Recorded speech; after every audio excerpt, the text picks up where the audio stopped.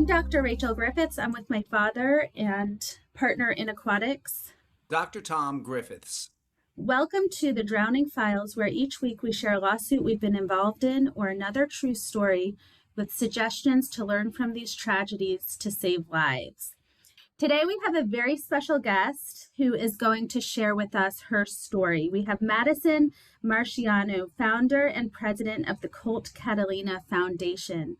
Welcome and thank you for joining us today. Hi, thank you so much for having me on here. I'm excited to share Colt's story and foundation and just bring awareness, to drowning prevention and water safety. So do you want to start a little bit with who Colt was and your story? Yes, so Colt was actually a family friend of mine. I grew up with his sisters. We all went to the same schools and we have mutual friends and stuff. And I was 12 years old when Colt passed away. His death hit me hard and really impacted my life. And I knew I had to do something to prevent this tragedy from happening to another family. In June of 2015, I was a junior in high school, 17 at the time, and I really wanted to start a nonprofit in his honor to prevent this tragedy from happening to another family. And I knew it'd be too hard for his parents. So I emailed his mom and asked her if I could start a nonprofit. And she said, yes, absolutely. So I started creating like a website and trying to figure out my mission and what I wanted to do. And I back in or in Texas, there are different traditional swim schools and stuff. And so I was going to provide scholarships for children in need because I knew that if Colt would have had survival swim lessons, he would be here today. But back then, I nobody really knew about survival swim lessons like they do today. So I was gonna provide scholarships for like Emler Swim School and stuff.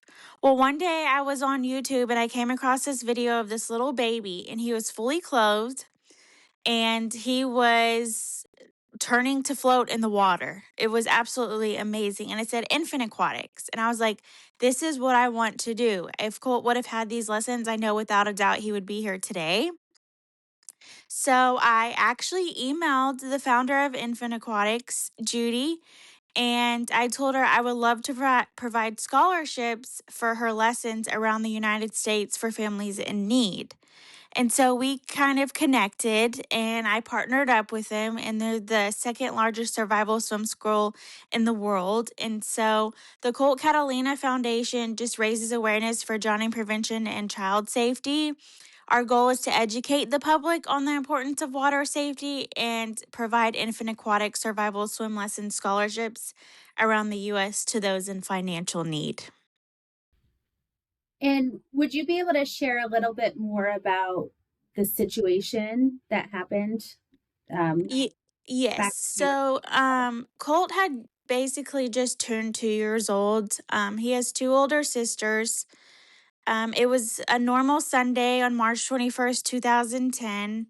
And his dad was at work, and his mom and oldest sister were away at a softball game. His other sister and then Colt were at a relative's house for the day, and they were babysitting them. It was cold, it was nasty outside, and they were just inside watching movies. And the relative said, I need to go feed the horses, so will you watch Colt? Well, they went outside to feed the horses and there was miscommunication or followed the relative outside. When they came back, they found him in the pool. It's estimated he was in there for 20 minutes before being found. Life Flight came and they transported him to Dell Children's Hospital where they did everything they could before he passed away.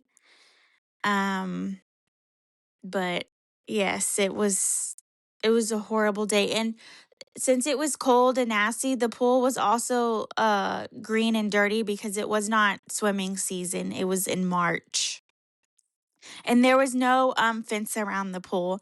And we truly believe, I and his family truly believe that if there had been a fence around the pool, that Colt would for sure be here today. And did you mention how old he was at the time?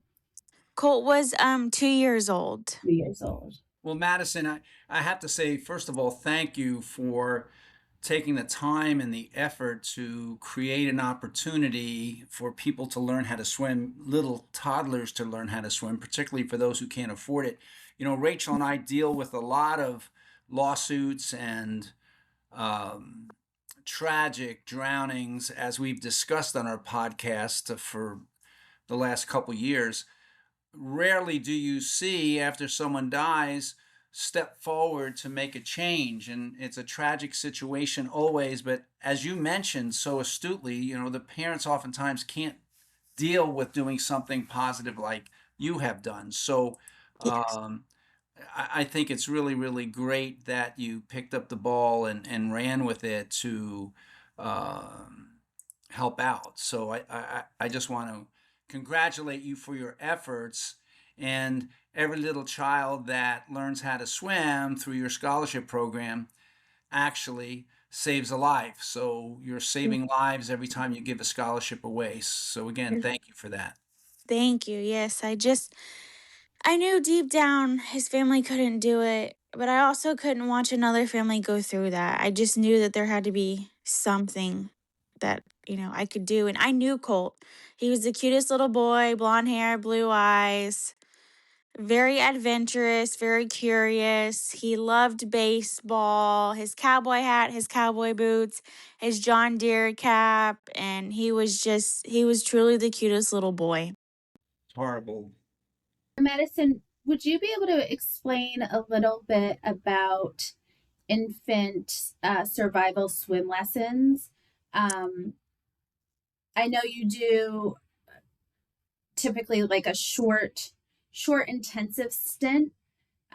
Is it ongoing, or do you want to walk us through how the infant survival lessons work, and then also how they keep it up? So if the infant learns it but then doesn't have the lessons, say from a summer to the next summer, um, if you just want to explain a little more Okay. about the actual lessons. Yes. So, Infant Aquatics teaches infants and young children ages 6 months through 6 years the swim, float, swim method. We have hundreds of instructors that are highly trained around the world that teach these lessons. Lessons are 10 minutes a day, 4 days a week for 6 weeks, and your child will learn the skills they need to survive in the water. It is not like traditional swim lessons. Um, Parents absolutely love these lessons. It's worth it. Um, and of course, each instructor is like I said, highly trained, has over 100 hours of in-water training and education and child development behavior. But it's Infant Aquatics. It's truly worth it. I'm really proud to be partnered with them because they're a great program. So once they, especially at the younger ages, once they learn to, when they get in the water and submerge, they float to their back. And once they learn that, do you find that they can forget that skill? Because that is one thing I heard about any lessons really, that you can learn that and then forget the skill if you don't keep it up. So that's where we usually say layers of protection come in. But for infant Exactly. survival, how do you guys handle that? So basically, if the child is not crawling or walking, what they will learn is how to roll over on their back and float until help arrives. When they start walking and crawling, we will teach them to swim, float, swim, basically to the side to where they can get out on their own. Um, but yes, so it's, I'm actually a survival swim instructor for Infant Aquatics now. I teach these lessons, but it's very important that once you go through the 6 week program, that your child needs to come back for like refresher lessons, maintenance lessons, because they won't fully forget, but they kind of forget what to do. And so it's very important for parents to come back consistently for their child to keep up on their skills, to make sure that if something does happen and they were to fall in, that they know exactly what to do and remember. Madison, I have a question, and this is just a question. It's not a criticism at all. But have you ever heard parents say that, well, if I teach my infant how to swim, roll over, swim, that they may become more courageous around a pool, perhaps a little bit too bold, and jump into the water because they're overconfident? Has that ever been a concern? Or have you? Yes. Okay, go ahead. Yes, absolutely. So, every child is different. Some kids are afraid of the water, they don't want to go near it, and other kids are too confident and they have no fear. And so it's important for parents to work with their children too. We have them get in the water with us at one point in time during those 6 weeks, and we show them how to swim them back and forth and stuff. But the thing about survival swim lessons is we teach them those skills, but also too where they respect the water.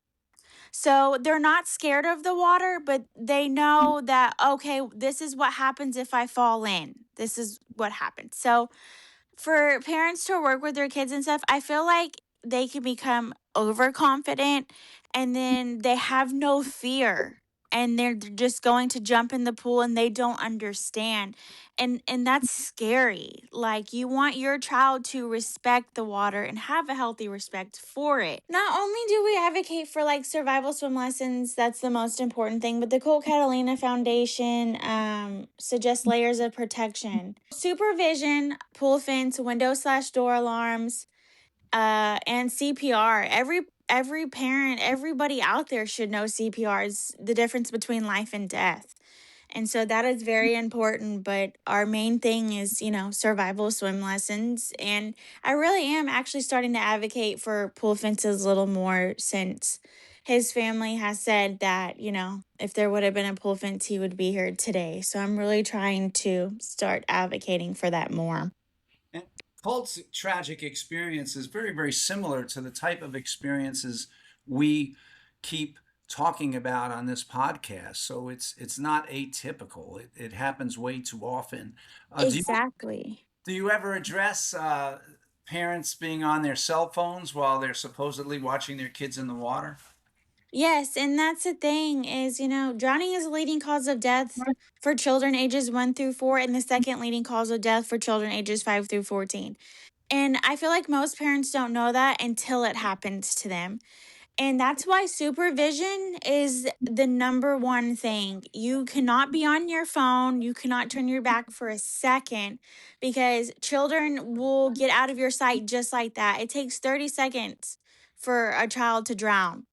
And so, and especially in the water, you cannot be on your phone. You need to be in the water using touch supervision with your child. You need to be holding your child or being close by them.